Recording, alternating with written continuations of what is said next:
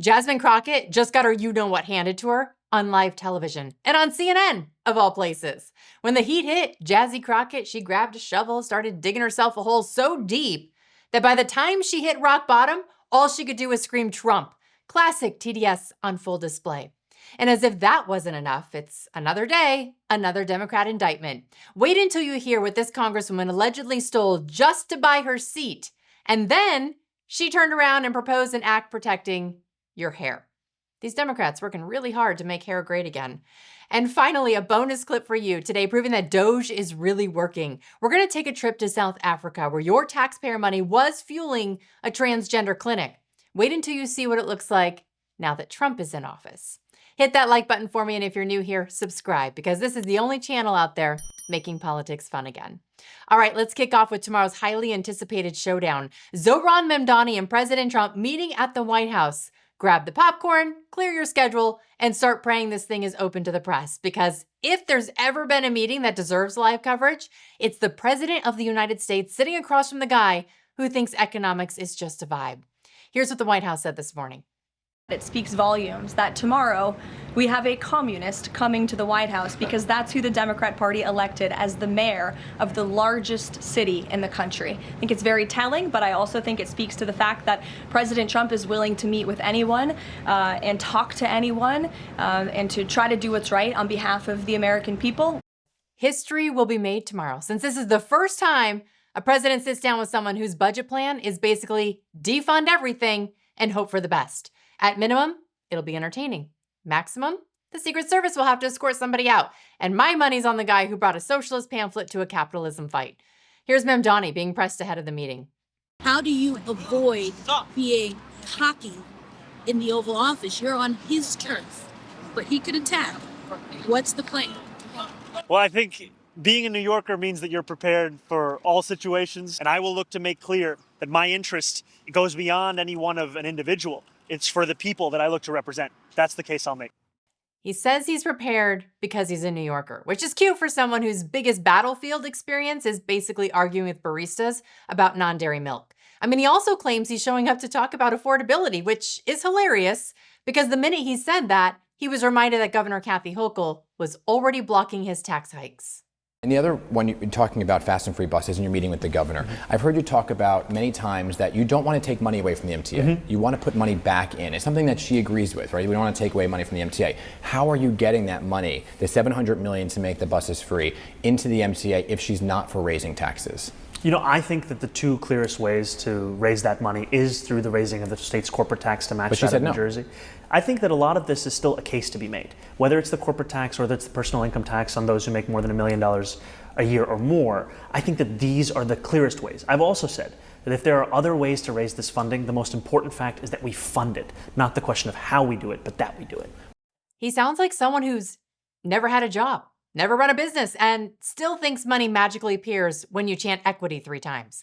It's going to be fascinating to see if Trump goes full dad mode tomorrow and gives him a crash course in how the real world works, because clearly he's not getting those talks at home. And then there's his big idea to dismantle the NYPD's anti-riot division, all while sirens are blaring literally in the background. You cannot script irony better than this. Watch. How can you get to those positive outcomes of public safety if you disagree on things like the strategic response group? She wants to keep it. You want to get rid of it. Where did you land on that? You know, I continue to have my concerns around the strategic response group because there are concerns around the fact of whether we can ensure that we're not only protecting New Yorkers, but also New Yorkers' ability to exercise their First Amendment rights. When have New Yorkers not been able to exercise their First Amendment rights? I'm guessing maybe he's referring to the Columbia campus riots, right? Where the Jewish people were blocked from entering the buildings, but they were trying to get an education. And these rioters were pretending they were freedom fighters. Enough with these vague accusations. If you've got a real example, state it. If not, find a new argument, and preferably one that wasn't written by an activist. Now, speaking of activists spinning yarns, yesterday I walked you through Jasmine Crockett's latest attempt to smear Republicans like Lee Zeldin, Mitt Romney, etc. She was claiming they took money from the Jeffrey Epstein. Except, as we saw, as I showed you, the donations came from a completely different Jeffrey Epstein. Some were from a Dr. Jeffrey Epstein, and others, they were written in 2020, the checks were, which is the year after Epstein died. CNN, they shockingly pushed her on the lie. And instead of correcting herself, Crockett managed to make the scandal 10 times dumber. Take a look at this. Do you want to correct the record on the people that you Listen, I never said that it was that Jeffrey Epstein. Just so that people understand, when you make a donation, your picture is not there.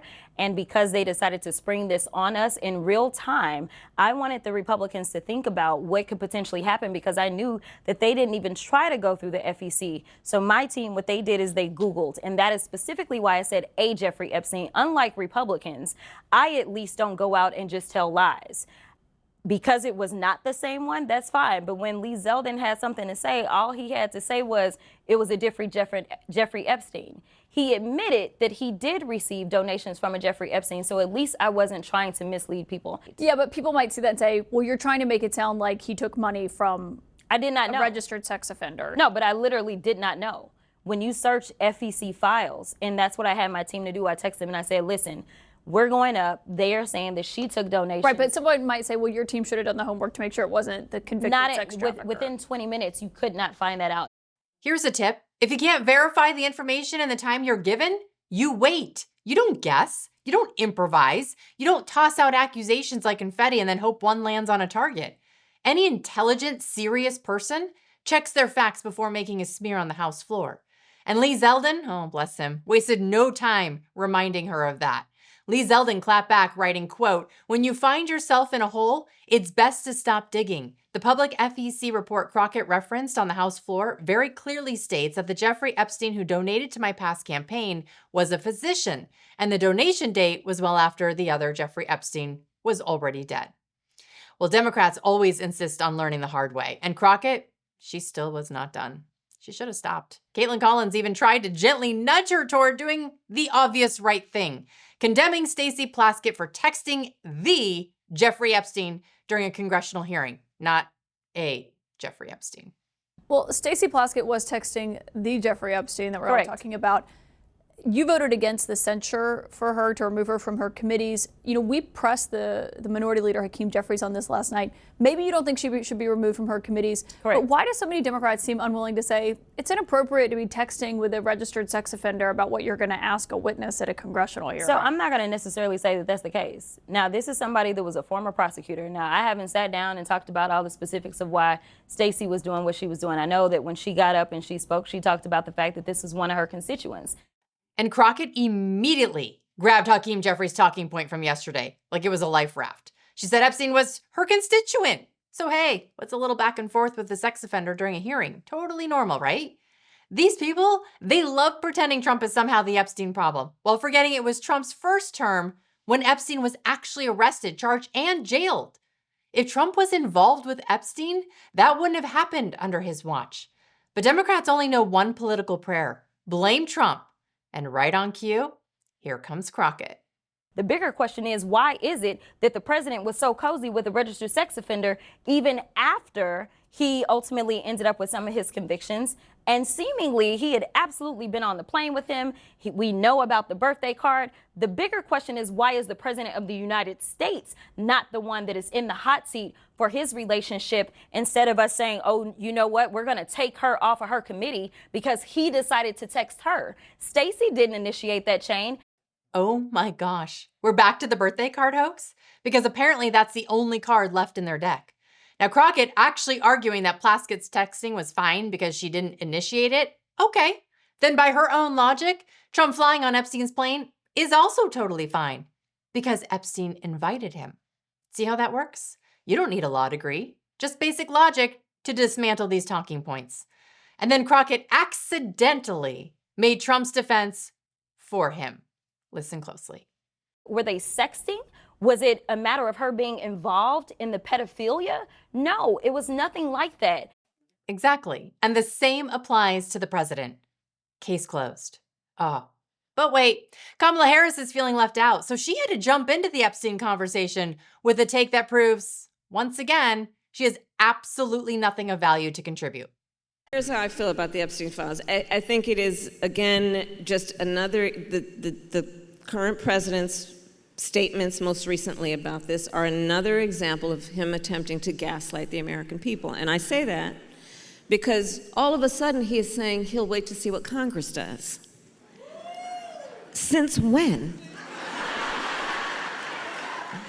All of a sudden, now he's waiting for Congress to greenlight what he will do or wants to do? Come on. Yeah. So, release the files. Does she even realize how ridiculous she sounds saying this now? After spending 4 years in the White House with Joe, sitting on those files the entire time? They could have released them whenever they wanted. Joe could have signed off. Heck, Kamala could have actually campaigned on it. But nothing, not a word. Because they know those files don't sink Trump. If anything, they probably scorch Democrats more. But sure, now that Trump is back in charge, suddenly you want transparency. You certainly didn't seem to care about that when you and Joe were in the White House. Now, all the documents, they're expected to be released by December 18th. So hit that notification bell. I'm on full file watch. And if a single page drops, you're going to hear it right here on The Kerri Lane Show. Now, of course, the sudden panic only erupts now that Trump is back in power, and Democrats are scrambling for anything to slow his momentum. But as usual, the harder they try, the more foolish they look. Case in point, Jasmine Crockett. She went on MSNBC claiming Democrats have been far too busy working to handle the propaganda side of things. Seriously, watch. As someone who traveled this country as it relates to the election, I think that one of the things we've not done a really good job is communicating our wins, right? So a lot of times Democrats, their goal, their job is to get in there, put their heads down and make sure that they do the work. They haven't really been going around and doing the propaganda side of things, right? Who's going to tell Jasmine that Democrats haven't communicated their wins? Because they don't have any. There's been nothing to brag about unless MSNBC wants to start running a new weekly segment called America's Dumbest Criminals, Capitol Hill Edition. Let me show you Exhibit A. You seen this? The DOJ has charged Florida Democrat Sheila Sherfilis McCormick with stealing $5 million in FEMA money. Kash Patel writing, quote, "This individual and her family allegedly stole money from FEMA and then laundered it through friends towards her own personal benefits, including her campaign accounts. Today, the FBI and partners at the Justice Department took action." Prosecutors say she and her brother took a $5 million FEMA overpayment from their family healthcare company, moved it through multiple accounts to hide it, and poured a big chunk into her campaign and personal spending. They also accuse her of using straw donors, routing FEMA funds to friends and relatives who pretended to donate. And the DOJ says she and her tax guy even filed a false return disguising political and personal expenses as business deductions. She did all of that just to be able to do this. I call on my colleagues from the U.S. Senate to pass the Crown Act to prohibit discrimination on the basis of hair texture, hairstyle that is commonly associated with a particular race and national origin. Lawsuits initiated by Black workers alleging discrimination against their natural hair in the workplace have filled courthouses for more than 40 years. This legislation will provide us with the freedom to wear our crowns without discrimination. What's her defense strategy now? Bob and weave? Too soon. I'll move on. According to McCormick herself, no one is above the law. She wrote in 2023, quote, "With former President Trump having been indicted, we are reminded that no American, not even the president, is above the law." Isn't it rich? McCormick writing, no one is above the law, and now she's the one under the microscope. All that bull talk when it was Trump in the hot seat, and now suddenly she's speechless. I also wanted to ask you about the investigation into your families. But this is also part of her congressional duties. Congresswoman, you know, you're under investigation for the congressional ethics for violation of campaign finances. Congresswoman, this is your district. You have to answer to these people. Congresswoman. She has nothing to say now. Shocker, right? And let me be very clear. If she's guilty, lock her up. Republicans or Democrats, doesn't matter. If you want to serve the public, you serve the public, not yourself. But while we're holding people accountable, we've got activist judges that are sprinting in the opposite direction. You're not going to believe this one. You ready for this? A federal judge is now telling the Trump administration they can't power wash or clean the Eisenhower building at all. This is how ridiculous the left has become. They're now micromanaging whether the president can wash a building. Completely unhinged, right?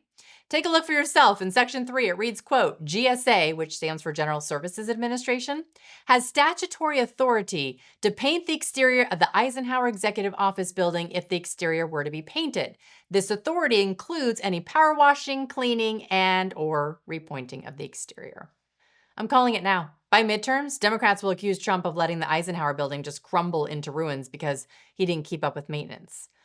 Now, for the bonus clip I promised you earlier in the show, President Trump's crackdown on taxpayer-funded nonsense overseas is already being felt. This is fabulous. Exactly what we voted for. This is South Africa. Watch this. She's showing us around what was a clinic for trans people in central Johannesburg. Wow, it was big. It's big. That used to be our pharmacy. And so this has all gone away. The clinic was funded by US aid, and it was a lifeline for more than 1,000 transgender people until it was forced to shut down after President Trump closed the aid agency earlier this year. I cannot tell you how thrilled I am that my tax dollars are no longer being used to fund experimental surgeries on foreign nationals. That's exactly what Americans voted for. A president who puts an end to insane overseas projects that we never asked for, never approved, and never should pay for. And trust me, this is just the beginning. All right, up next, will Hillary Clinton have to trade in her pantsuit for an orange one? James Comer now promising her and Bill the same fate as Steve Bannon and Peter Navarro. This is good. Plus, Republicans, they shoot themselves in the foot over an attempt to censure Stacey Plaskett.